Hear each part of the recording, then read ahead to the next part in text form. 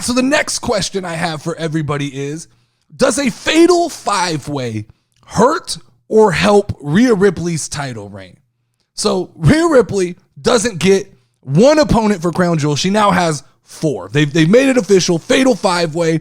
Nia Jax, Rhea Ripley, Raquel Rodriguez, Shayna Baszler, and Zoe Stark. And my initial reaction when I first heard this was, man, what is the best way to erase all of the hard work you've put into this division in one night? It's to throw all the opponents at Rhea Ripley at once and just let her destroy every credible threat in one night.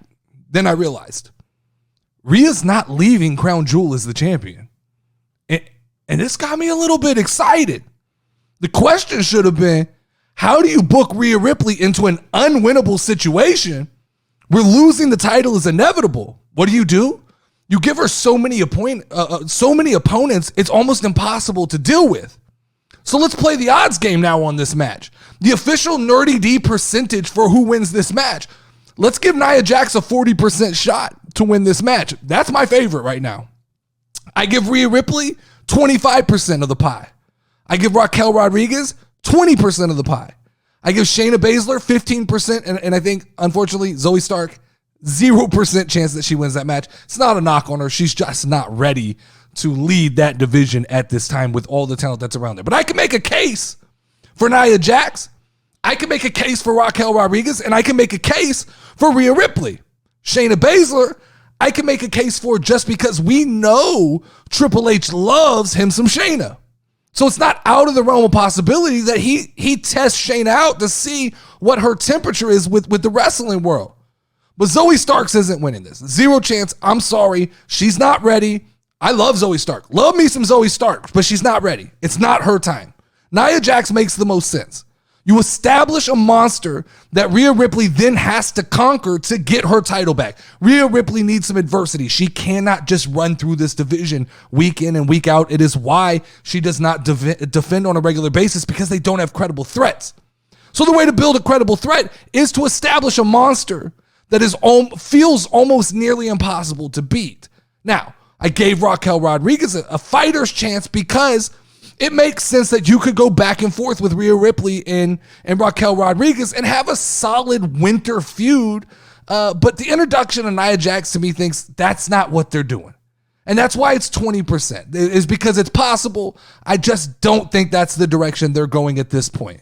You know, and then you have the ever predictable booking that sees Rhea Ripley actually defeat 4 opponents. I just don't think that you stack the odds against Rhea Ripley like this unless you want to tell the story that she's outnumbered. Who does it really benefit? We know Rhea Ripley's dominant. We don't need to see her beat up every other credible person in your division this far ahead of WrestleMania. Like, we may be ultimately driving towards, a big match for Rhea at WrestleMania, but we don't want to go through the winter having no credible threats for Rhea Ripley. So the way you fix that is you have Nia Jax win this match. Now, the more I talk about this, the more it excites me and I begin to like it. It's different. We don't get fatal 5-way matches often. But here's the problem for this match. This is what I'm going to say. Mark my words on this. This match, these 5 people, these 5 individuals, this is either the best match of the night or this will be a complete shit show. There is no in between. We either leave Crown Jewel singing the praises of all 5 of these women, or we leave going, what the fuck was that? Rhea is the center stone of Monday Night Raw. The center stone. Center stone.